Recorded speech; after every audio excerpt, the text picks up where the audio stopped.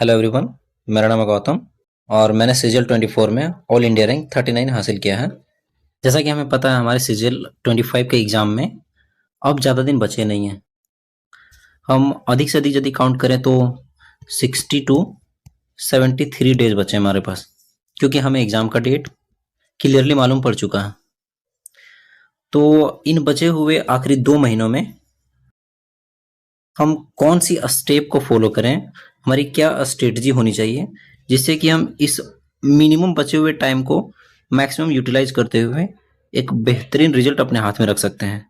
और मेरी क्या स्ट्रेटजी रही थी इन आखिरी बचे हुए दिनों के लिए, वह मैं आप सबों के साथ इस सेशन में शेयर करने वाला हूँ। तो चलिए देखते हैं हमारी स्ट्रेटजी की first step without any further delay. हमारी इस स्ट्रेटजी में जो मोस्ट इंपॉर्टेंट रोल प्ले करने वाली है वो है मॉक टेस्ट। पर मॉक टेस्ट लगाने से पहले भी एक चीज की जरूरत पड़ती है जिसके कंप्लीट करने के बिना हमारा कॉन्फिडेंस लेवल और मोरल कभी भी हाई नहीं हो सकते हैं। ऑब्वियसली वो चीज है सिलेबस। और इन बचे हुए दिनों में सिलेबस को इंटायरली रिवीजन करना है, वो भी ईच लाइन्स और ईच चैप्टर नहीं करना है। हमें इन बचे हुए दिनों में सेलेक्टिवली स्टडी करने हैं स्मार्ट वे में। और वो सेलेक्टिवली स्टडी कैसे कर सकते हैं? इस सेलेक्टिवली स्टडी के मेथड पे पहुंचने से पहले हम कुछ चीज शेयर करना चाहते हैं आप सबों से। हम सभी जानते हैं कि हम अपनी लाइफ में कभी ना कभी एक बार स्टडी टाइम टेबल जरूर बनाए हुए होते हैं, और हम अब आपको एक ऐसे मेथड पे ले जाने वाले हैं जिसको फॉलो करते हुए आप अपने टाइम टेबल पे स्टिक रह जाने के लिए फोर्स्ड हो जाएंगे, विलिंगली फोर्स्ड। मैं आपको फोर्स नहीं करूंगा, बट आप खुद मजबूर हो जाएंगे उस रूटीन पे चलने के लिए। तो वो तरीका क्या है? चलिए हर एक सब्जेक्ट के साथ शुरू करते हैं। पहले तो मुझे पता है कि यदि आप इस सीजीएल प्री देने जा रहे हैं तो आपकी सिलेबस कंप्लीट हो चुकी होगी, ठीक है। और सिलेबस में क्या क्या है ये बता के मैं यहाँ टाइम खोटी नहीं करना चाह रहा। डायरेक्टली देखते हैं फर्स्ट स्टेप हमारी पहली सब्जेक्ट मैथ के लिए। अच्छा मुझे ये बताइए, आपने अपने टाइम टेबल में कभी ना कभी मैथ को इंक्लूड करके रखा होगा। फॉर एग्जाम्पल आपने सेट कर रखे हैं 12 से 2 मैथ, ठीक है। तो 12 बजे जब आप मैथ पढ़ने बैठो तो सबसे पहले क्या करना है आपको? एक सेक्शनल मॉक अटेम्प्ट करना है। भाई ये क्यों करना? मैंने अभी बताया ना, आपको सेलेक्टिवली स्टडी करनी है। सेलेक्टिवली मतलब जो आपके वीक पॉइंट हैं, जो आपके वीक टॉपिक हैं, से ही इन लास्ट दिनों में रिवाइज करना है और कवर करना है, ठीक है। और ये वीक टॉपिक हमें सिर्फ और सिर्फ सेक्शनल मॉक टेस्ट से ही पता चलेगा। अब रही बात मैथ की कंप्लीट रिवीजन को लेके, तो आपको क्या लगता है कि आप कंप्लीट रिवीजन कर पाएंगे? नहीं कर पाएंगे।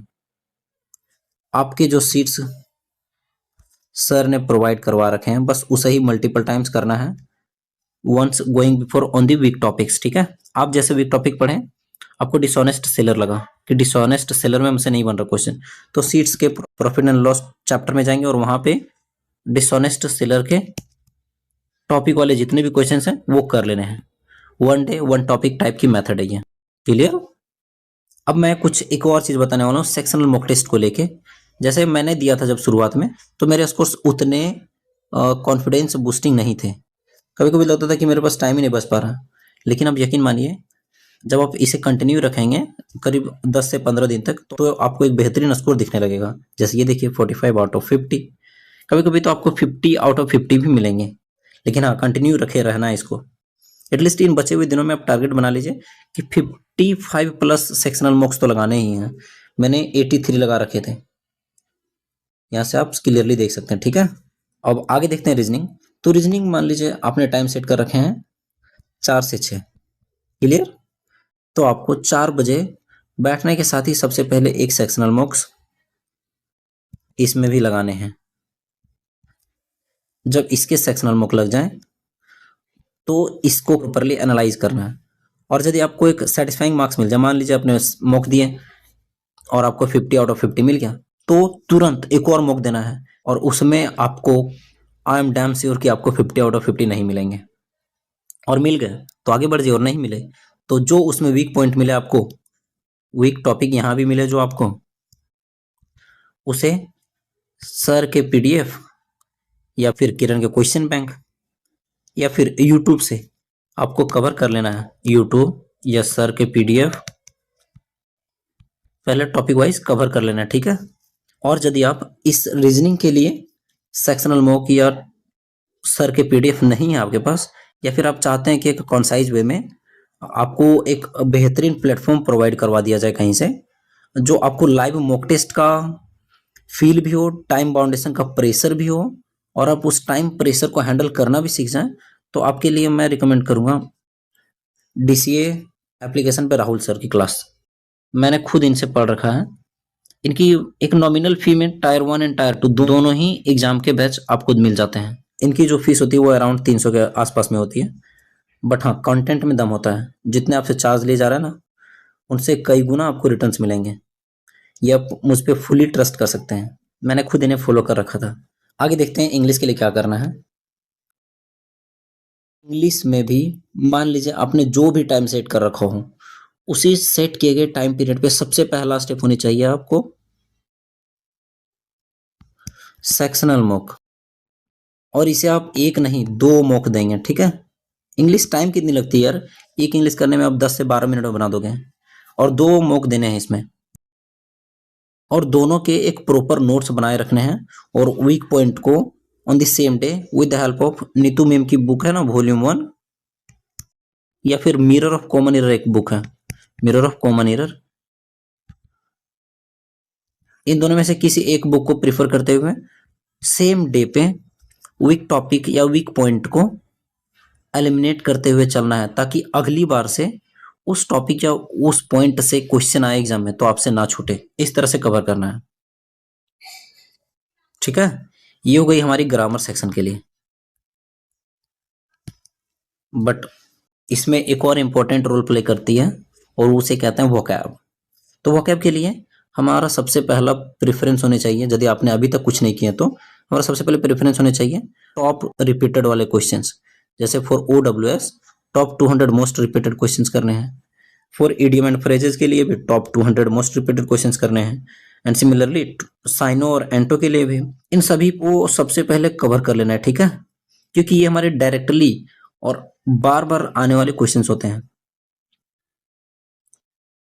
और एक और बात यहाँ पे जो अक्सर लोगों से छूट जाती है, स्पेलिंग को वो अंडर एस्टिमेट कर देते हैं। इसमें मोस्ट रिपीटेड को पहले कर लेना है, हर हाल में इसे कंप्लीट करना ही है। और इसको पढ़ने का तरीका होनी चाहिए कि आप स्पेलिंग को रट के नहीं बल्कि लिख के याद करें। जैसे हमें बूस्टर्स की स्पेलिंग याद करनी है, तो मैं बूस्टर को प्रैक्टिस कैसे करता था, BOOSTER लिख के याद करता था, ठीक है। और आपकी भी यही अप्रोच होनी चाहिए for each and every spelling words. आप ऐसे ही कंप्लीट किया करिए, क्लियर। प्लस में आप इन वोकैब के लिए जो सेक्शनल मॉक टेस्ट है उसे आप इंग्लिश माध्यम पे अटेम्प्ट कर सकते हैं। जैसे ये देखिए, सीजल की होमोफोन, एक्टिवेट पैसिव वॉइस, ये तो ग्रामर की सेक्शन हो गई। Spelling error, antonyms, idioms, phrases, OWS, ठीक है। यदि आपके पास इंग्लिश माध्यम के एक्सेस नहीं है तो टेंशन वाली कोई बात नहीं है, आप टेक्स्ट बुक पे भी अटेम्प्ट कर सकते हैं। बट हाँ, टेक्स्ट बुक पे अटेम्प्ट करना कैसे है, वो बात चाहे टेक्स्ट बुक हो या फिर इंग्लिश माध्यम के लिए हो, हमें लेटेस्ट ईयर से अटेम्प्ट करने हैं, PYQ के सेक्शनल्स लगाने हैं, ठीक है। पहले 2024, फिर 2023 और फिर 2022। और ये मेथड हर एक सेक्शंस पे अप्लाई होते हैं, वो फिर चाहे मैथ हो, फिर चाहे GK GS हो, फिर चाहे इंग्लिश हो, और फिर चाहे रीजनिंग हो। आपको लेटेस्ट ईयर से चलना है, सेक्शनल मॉक टेस्ट लगाना। हमें ट्रेंड को पहले ऑब्जर्व करना होता है ताकि हम ट्रेंड के साथ फ्लो कर सके। भाई सभी लोग लास्ट ईयर से नहीं, सभी लोग प्रीवियस ईयर से लगाना शुरू करते हैं, जो कि मेरे ख्याल से सही स्ट्रेटजी नहीं है। और मैंने भी यही कर रखा था, लेटेस्ट ईयर से लगाना, पहले 24, फिर 23, फिर 22 को। और आप भी यही ट्रेंड फॉलो करेंगे, ठीक। And for further doubts explanation, यदि आपको फिर भी किसी तरह का डाउट्स रह जाते हैं ग्रामर सेक्शन या वोकैब में, तो अभी तक आप जो बुक फॉलो करते आ रहे थे बस उसे ही अभी मल्टीपल टाइम रिवाइज करने का टाइम है, ठीक है। सिर्फ multiple revision and nothing new. अभी टाइम नहीं है कि कुछ आप नई चीज को पकड़ें और उसे फॉलो करें। सो नहीं, अपने जो पढ़ रखे हैं उसे अभी मल्टीपल टाइम्स रिवाइज करने का टाइम है। क्लियर? अब आगे देखते हैं हमारी जीके जीएस में क्या स्ट्रेटजी होनी है।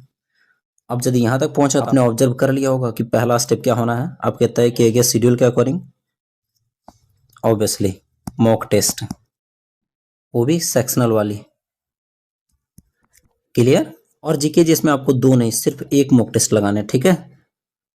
एक मॉक टेस्ट लगानी है सेक्शनल की,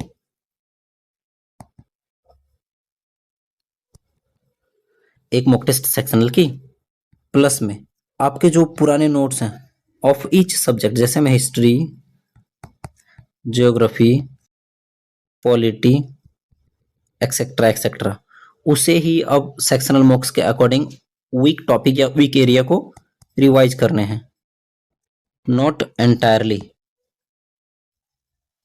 हमें रिवाइज करने हैं सेलेक्टिवली, ठीक है। और सेलेक्टिवली कैसे होगी? सेक्शनल मॉक टेस्ट से। क्लियर? जैसे देखिए हिस्ट्री, ज्योग्राफी, पॉलिटी आपने तो ऑब्जर्व कर लिया कि सेक्शनल मॉक टेस्ट से वीक टॉपिक को देखना है। पूरी की पूरी हिस्ट्री, पूरी की पूरी ज्योग्राफी, पॉलिटी, इकोनॉमिक साइंस को रिवाइज नहीं करना है, हमें वीक टॉपिक को ही रिवाइज करना है। उसके साथ साथ वन सेक्शनल मॉक टेस्ट तो लगा ही रहे हैं, प्लस हमने जो कर रखा था वो जीके की पीवाईक्यू पार्ट 4 थी। आपको रिकमेंड किया जाता है पार्ट 5 मस्ट है, इसे आपको करना ही करना है, ठीक है। ये सेक्शनल आप लगाएंगे 2024 से, फिर 2023 और फिर 2022। क्लियर? ये दो चीज आपको करना ही करना है, sectional mock test plus part 5 by Parmar sir. और एक और बात आती है हमारी प्री में जो मोस्ट इंपोर्टेंट रोल प्ले करती है जीके जीएस में, वो है स्टैटिक। स्टैटिक के लिए मेरे ख्याल से आप सबने अभी तक अपने अपने नोट्स तैयार कर रखे होंगे। अभी टाइम है उसे ही मल्टीपल टाइम्स रिवाइज करने की। और यदि आपने अभी भी नहीं कर रखे हैं तो मैं रिकमेंड करूंगा कि RWA वाले जो नवीन सर हैं ना, उन्होंने लगभग 34 क्लासेस में पूरी की पूरी स्टैटिक कंप्लीट करा दी है। आप उसे इन बचे हुए दिनों में एक क्लास रोज करते हुए विथ रिवीजन, इसे एग्जाम से पहले लगभग 34 वीडियोस हैं, तो आप इसे 40 दिन में कंप्लीट कर लेंगे, 40 से 50 दिनों में, ठीक है, रिवाइज के साथ। तो ये हाईली रिकमेंडेड है।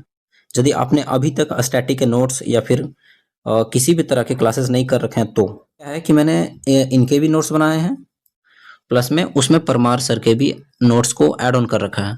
आप अभी सिर्फ क्लासेस अटेंड करिए, क्लासेस को अटेंड करिए, नोट्स के लिए आप मुझ पे छोड़ दीजिए। मैंने टेलीग्राम पे ऑलरेडी प्रोवाइड कर रखा है बहुत सारे टॉपिक्स का। आपको यदि किसी भी स्टैटिक टॉपिक्स के नोट्स की नीड हो तो सिर्फ टेलीग्राम पे हमें मैसेज कर देना है, मैं वहां पे अपलोड कर दूंगा। क्लियर? इसके अलावा जीके जीएस में एक और इम्पोर्टेंट टॉपिक है करंट अफेयर का। तो हमें क्या करंट अफेयर्स करने हैं, इसका आंसर मैं एक क्वेश्चन के साथ देता हूं। जैसे ये रहा question, how many days in the hornbill festival held. Hornbill festival हमें पता है कहाँ मनाई जाती है, नागालैंड में। कह रहे कितने दिनों की बनाई जाती है, आंसर है 10 दिनों की। कब से कब तक? 1 to 10 दिसंबर। ये 1 तारीख की करंट अफेयर बनने वाली स्टैटिक है। यहां से एक चीज क्लियर तो हो रहा है कि स्टैटिक जो क्वेश्चंस आ रहे हैं वो करंट अफेयर्स से आ रहे हैं। और एक क्वेश्चन पूछा गया 2 दिसंबर को सीजीएल में, तो भाई करंट अफेयर्स का रोल तो रहा ना। मैं जानता हूं कि डायरेक्टली क्वेश्चंस भले ना आए, बट करंट अफेयर्स से कुछ कुछ आर्ट्स एंड कल्चर के स्टैटिक क्वेश्चंस तो बन रहे हैं जो हमारे डायरेक्ट एग्जाम में आ रहे हैं। अब अभी एक हॉट टॉपिक है इंडस वाटर ट्रीटी। इससे करंट अफेयर्स आए ना आए, पर इससे कुछ ना कुछ स्टैटिक तो बनेंगे जो हमारे एग्जाम में डायरेक्टली आएंगे। तो मैं उम्मीद कर रहा हूं जिन्होंने करंट अफेयर्स के क्लासेस को फॉलो नहीं कर रखे हों वो फॉलो करें, और वो ऐसे चैनल को फॉलो करें जो करंट अफेयर्स से स्टैटिक क्वेश्चन क्रिएट करके आपको प्रोवाइड करवा दें। जैसे मैं फॉलो करता था, क्रैक एग्जाम का एक चैनल है, ये क्या करते थे, इनकी क्लासेस ज़्यादा होती नहीं है, 20-25 मिनट की ही होती है। ये करते क्या थे, एक तो ओल्ड करंट अफेयर्स की, I mean previous old current affairs की रिवीजन भी करवाते थे। ओल्ड का मतलब सिर्फ अपॉइंटमेंट चीज़ें की, और इनकी कितनी इंपॉर्टेंस होती है हमें और आपको भली भांति पता है। इसके अलोंग ये सीए से स्टैटिक क्वेश्चंस को क्रिएट करके हमें प्रोवाइड करवा दिया करते थे। तो हमें यहाँ दो फायदे हो जाते थे, एक सीए से क्वेश्चन आए तो बन जाएंगी, और यदि सीए से स्टैटिक क्वेश्चन आ जाए तो वो भी बन जाएंगे। क्लियर है? तो हमारी नज़र में सीए की रोल बहुत इंपॉर्टेंट है। आप इसे सिर्फ रेगुलर 20 मिनट दे के ही कंप्लीट कर सकते हैं, और मेरी माने तो आपको सीए डेली करने चाहिए, ना कि मंथली और ईयरली। अब इतने के बाद बारी आती है मॉक टेस्ट की। हमने यहाँ पे सभी चारों सब्जेक्ट्स को देख चुके हैं, अब बारी आती है मॉक टेस्ट की। तो मॉक टेस्ट में क्या करने, मॉक टेस्ट होते कितने हैं, एक सेक्शनल टाइप के होते हैं और एक फुल।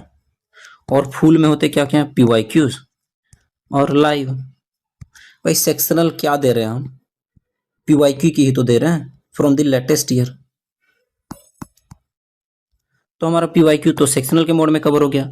और रही बात लाइव की, तो लाइव आपको हाईली रिकमेंडेड है, आपको हर हाल में लाइव मॉक अटेम्प्ट करने हैं, और ये भी किसी भी प्लेटफॉर्म पे नहीं चले जाना है। मैं सिर्फ 2 प्लेटफॉर्म को फॉलो करता था, text book and Oliveboard, क्योंकि हौच पौच होने से बेहतर है एक कॉन्साइज में पढ़ें। और हाँ, सिर्फ किन्हीं एक पे भी डिपेंड नहीं रहा जा सकता। हमारे मॉक टेस्ट में वेरिएशन होना बहुत जरूरी है, बड़े वेरिएशन उतनी भी ज़्यादा ना हो जाए कि मॉक टेस्ट इररिलेवेंट लगना शुरू हो जाए। ठीक है? तो रिलेवेंसी बरकरार रखते हुए हमें 2 प्लेटफॉर्म को फॉलो करना है, TV text book and Oliveboard को। क्लियर? और पीवाईक्यू तो हमारे सेक्शनल मॉक्स से कवर हो जा रहे हैं। और लाइव मॉक्स क्या देने हैं, डेली देने हैं? नहीं, वीकली में जितने भी लाइव मॉक्स प्रोवाइड किए जाते हैं उतने ही। जैसे एक फ्राइडे को आती है, फिर सैटरडे को आती है एंड संडे को आती है। इतने मॉक टेस्ट हमें देना है।